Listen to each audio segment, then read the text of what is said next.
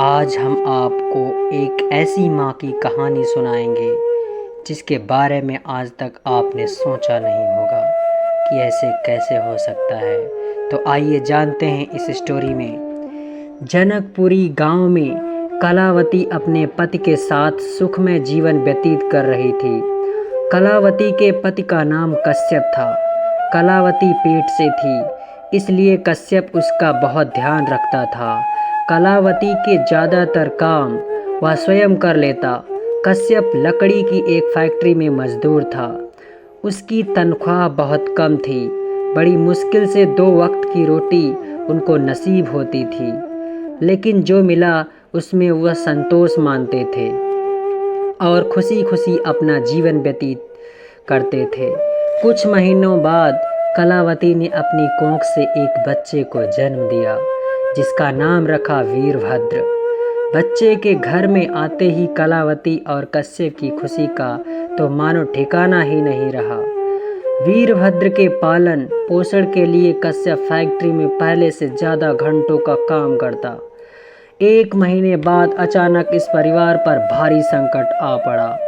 Factory में काम करते वक्त एक दुर्घटना घटी। कश्यप का ध्यान थोड़ी देर के लिए काम से हटा और वह अपने बच्चे के लिए कुछ सोच रहा था। तभी नज़र हटी और दुर्घटना घटी। कश्यप के दोनों हाथ मशीन में आ गए और हाथ कट गए। इस हादसे ने केवल कश्यप के दोनों हाथ ही नहीं, परिवार की रोजी रोटी भी छीन ली। कलावती और कश्यप दोनों पूरी तरह से टूट चुके थे। फैक्ट्री से कश्यप को कुछ पैसे मिले, लेकिन वो भी ज़्यादा महीने तक नहीं चल पाए। कश्यप ने एक बार खुदकुशी करने का प्रयास भी किया, लेकिन कलावती ने उनको समझाकर रोक लिया। सब कुछ टूट चुका था, लेकिन कलावती का हौसला और हिम्मत नहीं।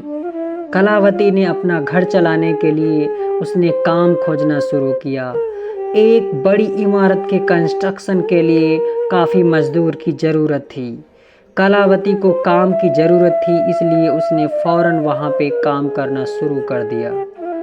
कलावती कंस्ट्रक्शन के काम के लिए भारी ईंटों को उठाती, रेत और सीमेंट की बोरी से रेत और सीमेंट निकालकर यहाँ से वहाँ ले जाना, ये सब मुख्य कार्य थे। कलावती वीरभद्र को भी काम पर अपने साथ ले जाती, क्योंकि घर पे उसकी देखभाल करने वाला कोई नहीं था। कलावती एक जगह पे वीरभद्र को बिठा देती और पूरा दिन कड़ी धूप में काम करती। बच्चा बहुत रोता हुआ, चीखता हुआ चिल्लाया करता, तो कलावती उसके पास चली जाती और उसको संभालती, उसको दूध पिलाती, खाना खिलाती और सुलाने का प्रयास करती। फिर जैसे ही बच्चा शांत हो जाता, वह फिर से काम पर लग जाती। धीरे धीरे वीरभद्र 4 साल का हो गया।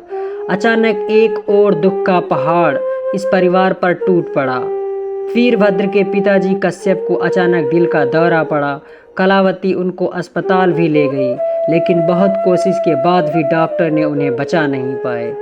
इस घटना के बाद कलावती के सिर से अपने पति का साया चला जा गया और वीरभद्र के सिर से अपने पिता का। कलावती ने हार नहीं मानी।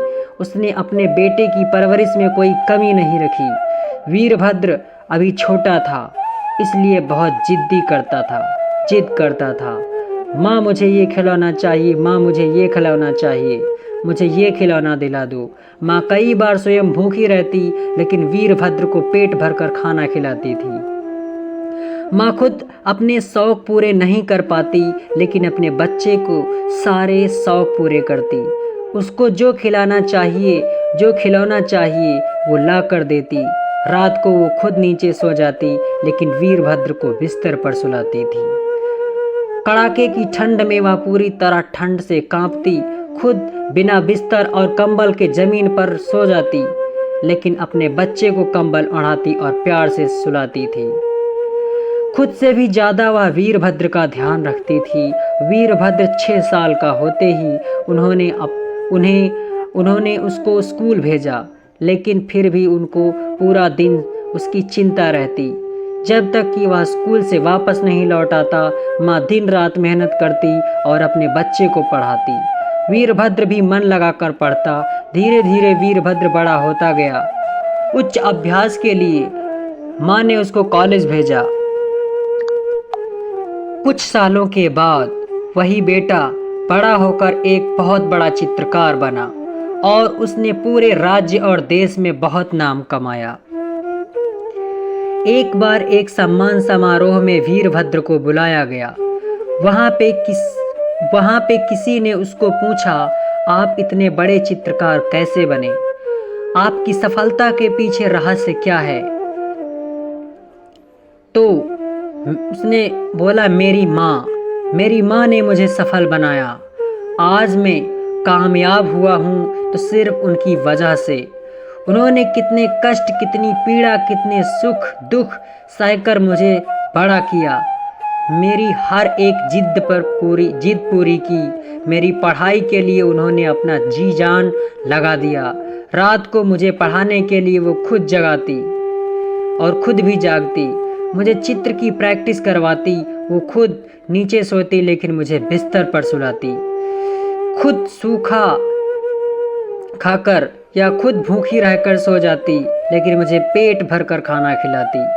आज जो भी हूँ वो मेरी माँ की वजह से हूँ। मेरे लिए मेरी माँ ही मेरा ईश्वर है, मेरा खुदा है, कहकर उसने स्टेज से उतरकर अपनी माँ को गले लगा लिया। सम्मान समारोह पूरे होते ही वीरभद्र अपनी माँ को एक तोहफा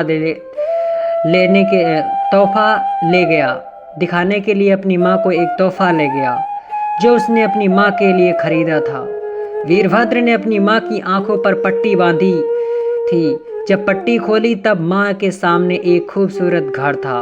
वीरभद्र ने कहा, माँ, अब से हम इस घर में रहेंगे। फिर कुछ सालों तक माँ और वीरभद्र खुशी और आनंद से उस घर में रहने लगे। माँ को तकलीफ ना हो इसलिए उन्होंने एक नौकर को भी रखा। नौकर घर के सारे काम में काम करता, माँ का हाथ बटाता और माँ का ध्यान रखता। वीरभद्र भी काम से घर आने के बाद माँ की सेवा में लग जाता।